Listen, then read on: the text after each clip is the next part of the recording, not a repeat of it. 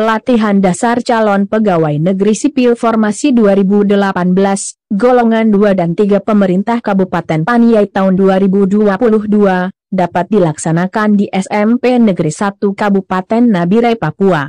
Kegiatan latihan dasar atau disebut Latsar Calon Pegawai Negeri Sipil Formasi 2018 Pemerintah Kabupaten Paniai dapat berlangsung di SMP Negeri 1 Kabupaten Nabire. Kami melaksanakan kegiatan Latsar mulai dari tanggal 25 Juni sampai dengan tanggal 16 Juli. Tempat SMP Negeri 1 Kabupaten Nabire. Pembukaan Latsar hari Sabtu tanggal 25 Juni. Pembukaan tersebut dibuka oleh Bapak Sekda Kabupaten Paniai dan Ketua Widya Suara Provinsi Papua, Bapak Immanuel Korei. Setelah pembukaan, kami menerima pembekalan materi mulai dari hari Sabtu tanggal 25 Juni sampai dengan hari Selasa 12 Juli selama 3 minggu berturut-turut atau dalam 18 hari. Sesudah pembekalan materi, kami mengikuti ujian Latsar pada hari Rabu tanggal 13 Juli.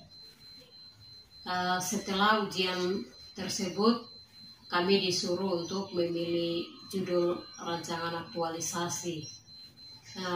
Dalam pemilihan judul ini, saya mengambil judul tentang peningkatan pemahaman dalam rangka edukasi giat cuci tangan kepada masyarakat di Puskesmas Dimia.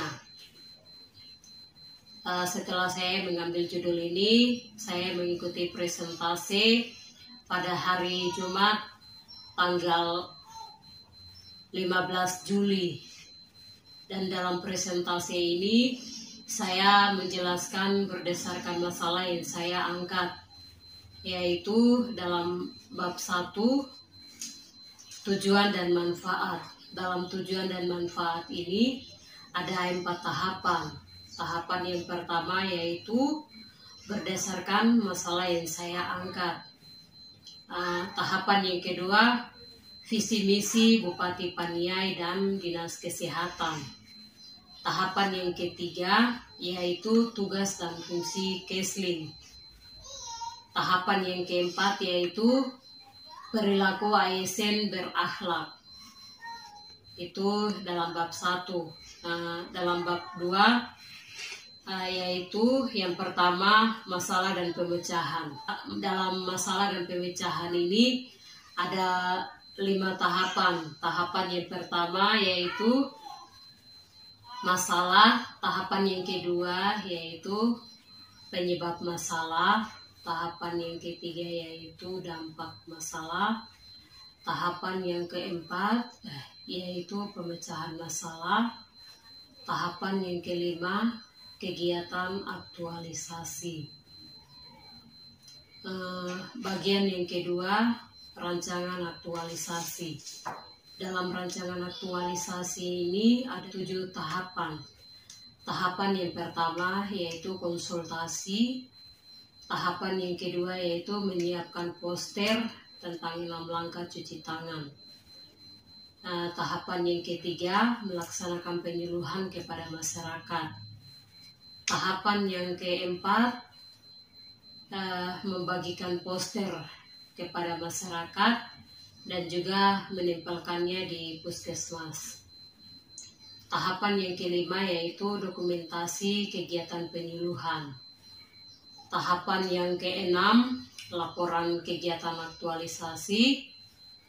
Tahapan yang ketujuh atau yang terakhir yaitu paparkan poster penyuluhan. Usai dari penjelasan presentasi, kami menutupkan kegiatan Latsar pada hari Sabtu tanggal 16 Juli tahun 2022. Pelaksanaan kegiatan aktualisasi meningkatkan pemahaman dalam rangka edukasi giat cuci tangan kepada masyarakat, yang dapat dilaksanakan pada hari Selasa tanggal 2 Agustus 2022, di Puskesmas Dimia Kabupaten Paniai, Papua. Kegiatan penyuluhan memberikan pemahaman 6 langkah cuci tangan pakai sabun kepada masyarakat, dapat berlangsung di Puskesmas Dimia Kabupaten Paniai, Papua. Setelah penutupan kegiatan latihan dasar atau Latsar ASN tahun 2022, setelah selesai kegiatan, sebelum saya naik ke Kabupaten Paniai, di tempat tugas saya Puskesmas Dimia. Sebelum saya naik ke atas, saya melakukan konsultasi dengan coach atau pembimbing saya untuk meminta petunjuk atau arahan tentang penyuluhan yang nanti saya akan turun. Sesuai dengan arahan yang pembimbing berikan kepada saya membuat spanduk dan poster penyuluhan. Saya mencetak di tempat cetakan Kabupaten Nabire. Setelah saya mencetak spanduk dan poster, 2 hari kemudian saya naik di Kabupaten Paniai di tempat tugas saya Puskesmas Dimia. Setelah 2 hari kemudian, sebelum saya turun penyuluhan kepada masyarakat, saya melakukan konsultasi dengan mentor atau kepala puskesmas untuk meminta petunjuk dan arahan. Setelah Bapak memberikan arahan, saya menyiapkan alat dan bahan yang nanti saya akan turun penyuluhan. Setelah tiba hari penyuluhan tepat pada hari Selasa tanggal 2 bulan Agustus, sebelum menuju ke tempat penyuluhan di Puskesmas Dimia, pada jam pukul 6.30 mengecek semua perlengkapan penyuluhan dari rumah Kegekotu Enarotali. Setelah memastikan semua perlengkapan penyuluhan, tepat pada jam pukul 7, siap turun ke tempat penyuluhan keluar dari rumah Kegekotu menuju ke pelabuhan Haikai Enarotali. Setelah tiba di pelabuhan, naik jonsong atau speed di atas Danau Paniai untuk melewati Danau Paniai menuju ke tempat penyuluhan Puskesmas Dimia. Setelah tiba di pelabuhan Dimia, berjalan kaki jauhnya setengah kilo untuk menuju ke tempat penyuluhan di Puskesmas Dimia dan tiba di Puskesmas Dimia tepat pada jam pukul 8. Setelah saya tiba di Puskesmas, saya salam-salaman dengan Kades, teman-teman petugas yang ada di Puskesmas Dimia. Sambil menunggu masyarakat berkumpul di lingkungan Puskesmas. Setelah masyarakat berkumpul di Puskesmas Dimia, saya bersama teman-teman saya, kami menyiapkan ruangan untuk melaksanakan kegiatan penyuluhan sambil menempelkan spanduk di depan puskesmas.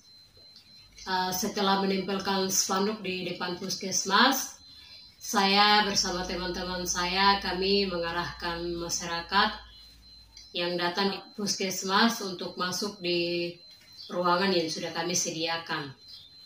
Setelah masyarakat masuk dalam ruangan, sebelumnya saya bersama masyarakat kami bersalam-salaman. Setelah kami bersalam-salaman, saya membagikan poster, 2 poster yang sudah saya sediakan, yaitu yang pertama 5 waktu penting dan 6 langkah cuci tangan. Yang kedua 5 dampak akibat tidak mencuci tangan yang baik dan benar. Tepat jam pukul 9, dapat melaksanakan kegiatan penyuluhan. Setelah semua masyarakat arahkan dalam ruangan penyuluhan, dapat menjelaskan pentingnya memahami 6 langkah cuci tangan pakai sabun. Setelah itu membagikan 2 poster yang sudah disiapkan kepada masyarakat, dan dapat menjelaskan berdasarkan poster yang sudah bagikan kepada masyarakat, antara lain, poster yang pertama, 6 langkah cuci tangan pakai sabun yang baik dan benar mulai langkah pertama sampai langkah yang ke-6. Usai menjelaskan langsung dapat praktekkan depan masyarakat 6 langkah cuci tangan tersebut. Setelah mereka memahami 6 langkah tersebut, menyuruh ibu satu maju ke depan dan mencoba mempraktekkan 6 langkah cuci tangan, dan ibu itu dapat melakukan 6 langkah cuci tangan dengan baik. Setelah semua memahami 6 langkah cuci tangan tersebut, setelah ibu ini selesai mempraktekannya, saya menjelaskan 5 waktu penting dalam cuci tangan yang baik dan benar. Setelah itu saya menjelaskan juga 5 dampak akibat tidak mencuci tangan yang baik dan benar. Memahami 6 langkah cuci tangan tersebut, dapat lanjut menjelaskan 5 waktu penting cuci tangan pakai sabun. Misalnya, sebelum makan cuci tangan, sebelum menyusui bayi cuci tangan, setelah buang air besar cuci tangan, dan setelah memegang binatang atau memegang barang kotor cuci tangan, dan dapat dilanjutkan lagi menjelaskan 5 dampak jika tidak cuci tangan pakai sabun sepertinya, flu dan batuk, penyakit kulit, peradangan mata, diare, dan COVID-19. Setelah semua dapat jelaskan pakai bahasa Indonesia, kembali jelaskan lagi menggunakan bahasa daerah, agar masyarakat lebih memahami penyuluhan 6 langkah cuci tangan pakai sabun tersebut. Setelah semua masyarakat sudah memahami, dapat pesankan kepada masyarakat kembali ke keluarga dan dapat praktekkan dalam keluarga, agar terwujud masyarakat Kabupaten Paniai, khususnya masyarakat Dimia yang bersih dan sehat.